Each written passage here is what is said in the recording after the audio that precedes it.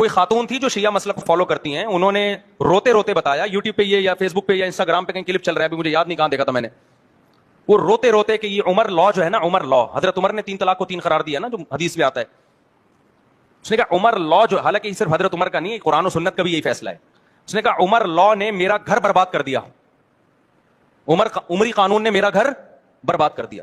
شیعہ لوگ 3 طلاق کو 3 نہیں مانتے, وہ بھی ایک ہی کہتے ہیں, اور بعض کہتے ہیں ایک بھی نہیں ہوتی, دونوں مسلک ہیں ان میں.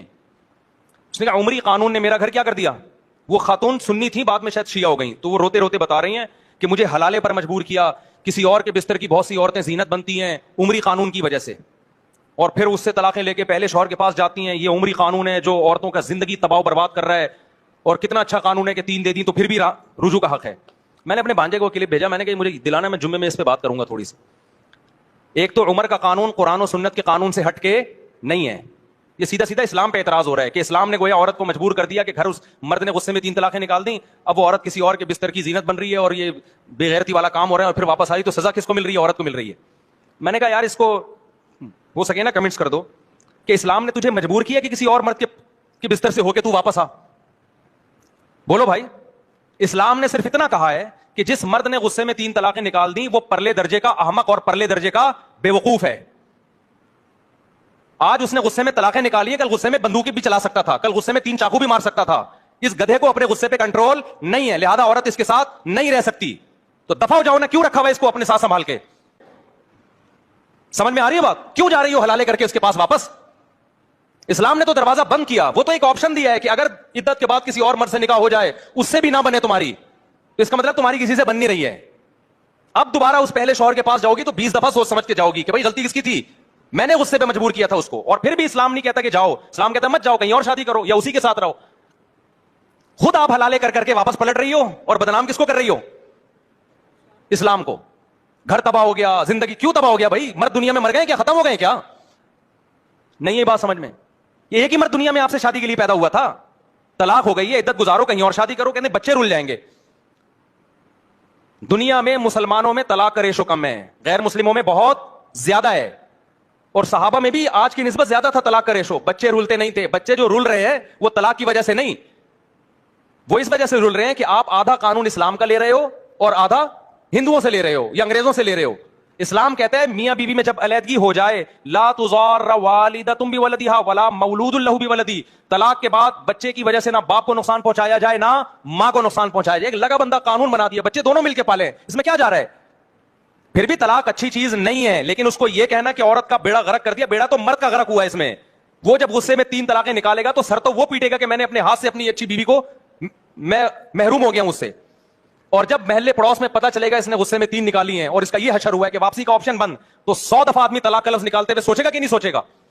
اب جب سے اہل حدیثوں نے 3 طلاق کو ایک کہنا شروع کیا ہے, طلاق کا ریشو کم ہونے کے بجائے بڑھ گیا. اب تو لوگ کہتے ہیں کوئی بات نہیں, حرام کر لو بیوی اپنے اوپر, حلال کرنے والے مارکیٹ میں ہول سیل کے حساب سے موجود ہیں. کھیل تماشا بنا لیا لوگوں نے, ادھر دھڑ دھڑ طلاقیں دے رہے ہیں, ادھر کیا کر رہے ہیں, فتوی لا کے رکھا ہوا ہے, مذاق بنایا طلاق کو.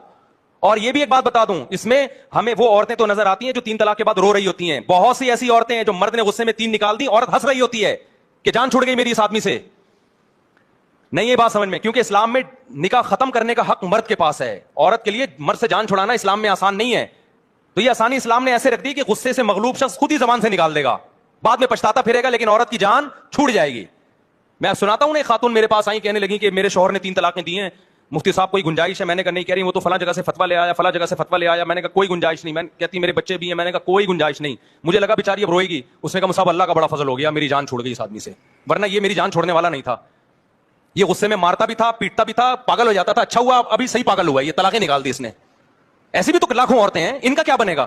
ان کو ہم ججوں کے حوالے کرتے ہیں کہ جج جا کے, یہ ججوں کی بیوی ہیں جو جب چاہے خلا کی ڈگری پکڑا دے. تو بعض لوگوں کو عمر سے ویسے ہی کچھ چڑ ہے, حضرت عمر سے. تو یہ اسکالرز آ رہے ہیں مارکیٹ میں عجیب عجیب قسم کے, میرے بھائی. طلاقوں کو 1 کر دیا, پردے کے مسائل کی کیسی کی تیسی کر دی, اور جو میں نے بتایا آپ کو پتہ نہیں کیا کیا اسلام میں چینجنگ, براڈ مائنڈڈ قادیانی وہ قربانی کر رہے ہیں. کوئی بات نہیں یار, وہ بھی انسان ہے. ہم نے کب کہا بھائی تم گوشت بھی کھاؤ, تم پہنو, کاروبار کرو, انسان ہو تم, لیکن اسلام اور قادیانیت کو مکس کرنے کی کوشش مت کرو. یہ ہماری غیرت کا مسئلہ ہے. ایک چرسی اپنے ہمیں اپنا باپ کہنا شروع کر دے اور ہمارے بچوں جیسے کپڑے پہن کے گھومنا شروع کر دے, لوگ اس کو سمجھے مفتی صاحب کا بیٹا ہی ہے, پھر مفتی صاحب کو پھر بھی غصہ نہ آئے, تو یہ اس کی علامت ہے مفتی صاحب میں غیرت کیا ہو گئی ہے, ختم. ہم اس چرسی سے کہیں گے بھائی تو کوئی اور کلر کی ویسٹ کوٹ پہن لے, تو کچھ کسی اور کلر کے کرتے پہن لے, تو دیکھنے میں یہ نہ لگ کہ مفتی صاحب کا بیٹا ہے, پھر تو جوش آئے کر. ہم کسی پہ سختی نہیں کرتے, بھائی تمہارا بھی حق ہے دنیا میں رہنے کا, رہ لو, آخرت میں اللہ خود ہی فیصلہ کرے گا, لیکن کوئی ایسا کام نہیں کرنا جس سے لوگ سمجھیں کہ آپ مفتی صاحب کے بچے ہو. میرے 15.5 ہیں, نادرا میں ہیں, سمجھ رہے ہو, جب 16واں ہوگا تو دنیا کو پتا چل جائے گا مفتی صاحب کے کتنے ہو گئے. 17واں میرا ہی ہوگا تو میں مانوں گا, کسی اور کو میں اپنی طرف منسوب نہیں کروں گا. یہ غیرت کا مسئلہ ہے, یہ براڈ مائنڈیڈ اور یہ ٹوپی ڈرامے نہیں چلیں گے یہاں پہ.